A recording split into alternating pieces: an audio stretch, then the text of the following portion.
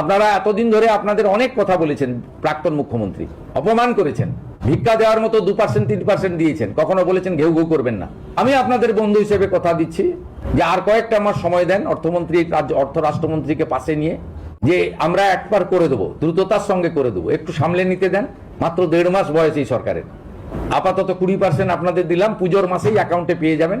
সরকারি কর্মচারীদের ইতিমধ্যে বকেয়া এরিয়ার আগের সরকার কিছু দিয়ে গিয়েছিল, আমরা আসার পরে কিছু দিয়েছি। 16 থেকে 19 কার্যত প্রায় ক্লিয়ার হয়ে গেছে। এবারে ওদের বাকি 8 থেকে 15 আছে, সেটাও ফান্ড অ্যাভেলেবিলিটির উপরে আমরা দিয়ে দেবো, কর্মচারীরা অ্যাসিওর থাকতে পারেন। কারণ আপনাদের আন্দোলনের আমিও একটা পার্ট ছিলাম। আপনাদের কেন্দ্রের সঙ্গে রাজ্যের তফাৎ ছিল 42%, আমরা 20% ডিক্লেয়ার করে দিলাম। অক্টোবরে পেয়ে যাবেন, অক্টোবর থেকেই পেয়ে যাবেন 20% দিয়ে। এবং বাকি যে গ্যাপ থাকলো 22%, সেটাও ধীরে ধীরে ধীরে ধীরে অপেক্ষা করুন আরেকটা বাজেট পর্যন্ত, ডক্টর স্বপন দাশগুপ্তর আরেকটা বাজেট পর্যন্ত আমি আছি সাথে। আপনাদের কোনো অসুবিধা হবে না। 7th পে কমিশনের কমিটি করে দেওয়া হয়েছে, সহযোগিতা করুন। আমি টার্গেট বেঁধে দিয়েছি, ডিসেম্বরের মধ্যে পে কমিশনের রিপোর্ট দিয়ে দিবে, তাহলে জানুয়ারি মাসে আপনাদের কার্যকর করে দেবো আমরা। 7th পে কমিশন কার্যকর হলে আগামী অর্থবর্ষে, অর্থাৎ 28-29 অর্থবর্ষে 8th পে কমিশনেরও কাজ, যা দিল্লিতে কেন্দ্রীয় সরকারের আয়োজন হয়েছে, আমরা সেটাও বিবেচনার সঙ্গে দেখব। সিভিক ভাবিকা শুধু বলিনি, আমরা বাংলা সহায়তা কেন্দ্রে যা আইপ্যাকের লোকগুলোকে ঢুকিয়েছেন। আইপ্যাকের লোক হলেও ঢুকতে পারেন, অপরাধ নয়।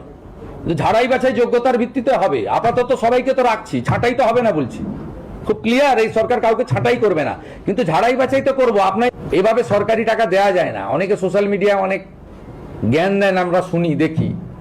এটা অপেক্ষা করুন না। একজনকে তো 34 বছর দিয়ে দিলেন, তালা লাগানোর কাজ ছাড়া আর কিছু করেনি।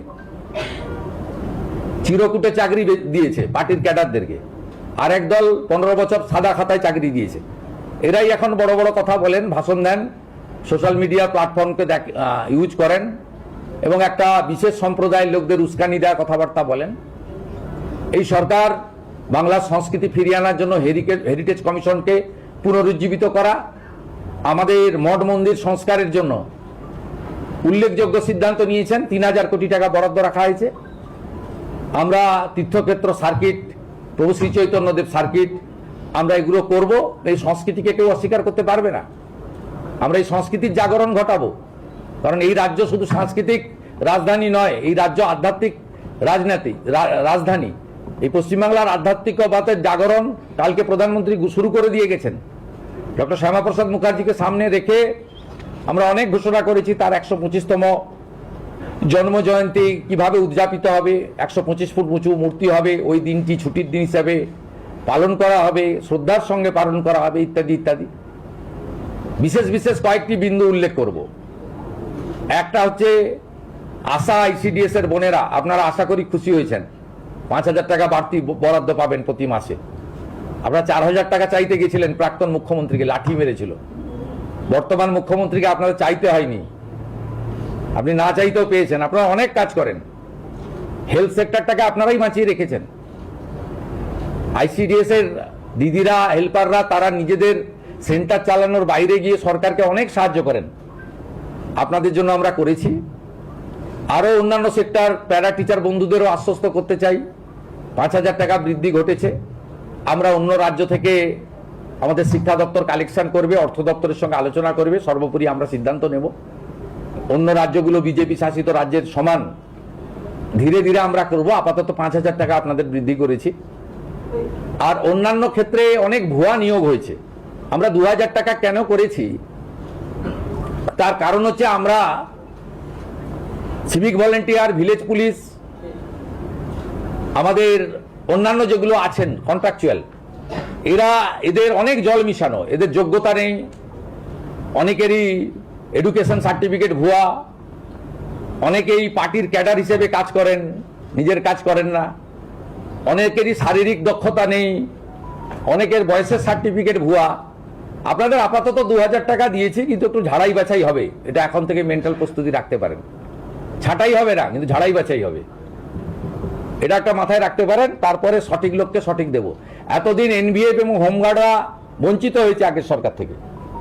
মাত্র 12,000 টাকা করে বেতন দেয় তাদের। আমরা তাদেরকেও 2,000 টাকা করে বৃদ্ধি করেছি। তাদের জন্য আমরা রিটায়ারমেন্টের পরেও পলিসি ভাবছি পরবর্তী সময়ে। তারা সত্যিকারে খুব অবহেলিত বঞ্চিত অবস্থায় ছিলেন। উল্লেখযোগ্য কয়েকটি বিষয় রয়েছে যা জনগণের ক্ষেত্রে অত্যন্ত প্রভাব ফেলবে। এই সরকার ঠিক করেছে সব ICDS sector, primary, upper primary এবং হাই স্কুলে একদম পাইলট প্রজেক্টের অন্তর্গত electric connection all, purified drinking water, পরিশ্রুত পানীয় জল অল, প্রাইমারি এবং হাই স্কুলের ক্ষেত্রে বিশেষ করে অগ্রাধিকার রাঢ়বঙ্গের জেলাগুলি পাবেন। পরে উত্তরবঙ্গের হিল এলাকায় যেখানে আবহাওয়া একটু অনুকূল থাকে পরে পরে আমরা যাব। পাখা লাগানো হবে। এখনো সব স্কুলে, সব সেন্টারে খাওয়ারের ইউটেন্সিল প্লেটটা পর্যন্ত ঠিক যায়নি, সেটাও দেখবো আমরা। বলেছি পুরো পাইলট প্রজেক্টে। রান্না এখনো 20-25% স্কুলে গ্যাস ছাড়া হয়, 100% গ্যাসের রাতে রান্না হয়, তার জন্য আমরা প্রজেক্ট নিয়েছি। সমস্ত হাই স্কুল এবং মহিলা কলেজ, কোয়েট কলেজ যেখানে আমাদের বোনেরা কন্যারা পড়াশোনা করেন, sanitary vending machine, napkin machine, sanitary vending machine আমরা স্থাপন করার প্রভিশন আজকে বাজেটে অর্থমন্ত্রী ঘোষণা করেছেন। এটি একটি উল্লেখযোগ্য দিক। মিড ডে মিলের বরাদ্দ 6.5 টাকা ছিল, আমরা আজকে 10 টাকা করে দিয়েছি, একটু ভালো খাবার পাবেন। আরেকটা উল্লেখযোগ্য দিক আপনাদের হয়তো আলোচনায় আসবে না, যেটা পুণ্যের কাজ করেছে অর্থমন্ত্রী আজকে, সেটা হলো 56 টাকায় 3 বেলা খাবার দেওয়া হতো হসপিটালে। আমি পিজিতে ভিজিটে গেছিলাম, পিজির ডাক্তাররাই আমাকে বলছে দুপুরেও কুমড়ো, সন্ধ্যাবেলাও কুমড়ো। আমি জানতে চাইলাম কেন? গর্ব করে বলতেন আগের মুখ্যমন্ত্রী, এটা দেখি সোনার হসপিটাল। বললো কি করবে ঠিকাদাররা, সাপ্লাইয়াররা? 56 টাকা, 56 টাকা 44 পয়সা মনে হয়। তা এই টাকায় কি হবে? আমি বললাম কত টাকা দিলে হবে? না 104 টাকায় মোটামুটি 3 বেলা হবে। আমি স্বপনদাকে অনুরোধ করলাম যে 104 নয়, 110 করে দিন, একটু রুগীরা ভালো খাওয়ার পাক। আমরা 110 টাকা করে দিয়েছি। হসপিটালে কোনো নেতা, মন্ত্রী, এমএলএ, কোনো শিল্পপতি, কোনো কোটিপতি লোকের, কোনো মিডিয়া চ্যানেলের এডিটর, ডেপুটি এডিটরের বাড়ির লোকেরা যায় না, তারা প্রাইভেটে যায়। অত্যন্ত গরিব মানুষগুলোকে ওইখানে যেতে হয়। আজকে 110 টাকা করে ডায়েট করে দেওয়া হয়েছে। আর কি বলবো, বলে তো শেষ করা যাবে না। স্বপনদাই অনেকগুলো পেজ ছাড়তে ছাড়তে 90 মিনিটে থেমেছে, আর আমি 15-20 মিনিটে মোটামুটি বলে এলাম। বাকিটা ভালো করে পড়বেন, সব পেয়ে যাবেন। আমরা কথা দিই, যা কথা দিই, ভেবে দিই, সেই কথাটা ভালো করে রাখি। আর পরিষ্কার করে বলে দিলাম, ডক্টর শ্যামাপ্রসাদ মুখার্জির দেখানো পথে বাংলা চলবে, স্বামী বিবেকানন্দের ভাবনায় বাংলা চলবে, রামকৃষ্ণ মিশন, ভারত সেবাশ্রম সংঘ, ইসকন, গৌড়িয়া মঠের দেখানো ভাবনায় পশ্চিমবঙ্গ চলবে। এই সংস্কৃতি থেকে আমাদের বিচ্যুতি ঘটবে না। আমরা ভারত সেবাশ্রম, রামকৃষ্ণ মিশনের সব শিক্ষা স্বাস্থ্য প্রতিষ্ঠানে কর্পাস ফান্ড দেওয়ার সিদ্ধান্ত গ্রহণ করেছি। আমরা ইসকনকে মিড ডে মিল খাওয়ার সরবরাহ করার জন্য উদ্যোগ দিচ্ছি। পাইলট প্রজেক্ট হিসেবে পুরো কলকাতাকে দিয়ে দেওয়া হচ্ছে, ইসকন খাওয়াবে রান্না করে। আপনার আপত্তি থাকলে হরে কৃষ্ণ বলবেন না, কেউ আপনাকে জোর করবে না। খুব ভালো খাবার পাবেন, শুদ্ধ খাবার পাবেন, চিন্তার কোনো কারণ নেই, ঠিক আছে? আর ডক্টর দীনদয়াল উপাধ্যায়ের একাত্ম মানববাদ, এটাই আমাদের আসল লক্ষ্য। 50% মানুষ অর্থনৈতিক পরিসীমার নিচে থাকে, তাদের আপগ্রেড করতে হবে। আদিবাসীদের জন্য আমরা ধরতি আবা, ভাইব্রেন্ট ভিলেজ, আদিবাসী বিশ্ববিদ্যালয়, একলব্য স্কুল, লোধা সবর, টোটো সহ প্রাচীন জনজাতিদেরকে তাদের বাড়িতে আমরা সপ্তাহে খাবারের প্যাকেট পৌঁছে দেবো। ওটাও যাতে মাঝ রাস্তায় হাফিজ না হয়, বায়োমেট্রিক চালু করছি। তাদের কাছে যাতে পৌঁছায় সেই ছবি, ভিডিও এবং বায়োমেট্রিক আমাদের পাঠাতে হবে। 25 লক্ষ নতুন প্রধানমন্ত্রী আবাসের বাড়ি হবে। জল জীবন মিশনের জল যাবে। কুড়মালি ভাষা সংস্কৃতির জন্য বরাদ্দ হয়েছে অর্থ। রাজবংশী ভাষা তার ঐতিহ্য রক্ষা করার জন্য বরাদ্দ হয়েছে অর্থ। এবং অন্যান্য নেপালি সহ অন্যান্য যে সমস্ত জনপ্রিয় আঞ্চলিক ভাষা রয়েছে তাদের জন্য আমরা আমাদের যে তহবিল তৈরি করা হয়েছে, সাংস্কৃতিক তহবিল, সেখানে আমরা তাদের জন্য সহযোগিতা করব। পাহাড়ও হাসছে, তরাই ডুয়ার্সের কথাও আছে, দীঘা মন্দারমণিকে সাজানোর কথাও আছে, সুন্দরবনকে বাঁচানোর কথাও আছে, পুরুলিয়া সুন্দরবনে দুটো সুপার স্পেশালিটি হসপিটালের কথাও আছে, উত্তরবঙ্গে এইমস, আইআইএম, আইআইটির কথা উল্লেখ করা হয়েছে, বলে আর শেষ করা যাবে না। সময় দিন, সাহায্য করুন, সহযোগিতা করুন। আর সোশ্যাল মিডিয়াতে যত সমালোচনা করবেন তত কাজের গতি বাড়বে।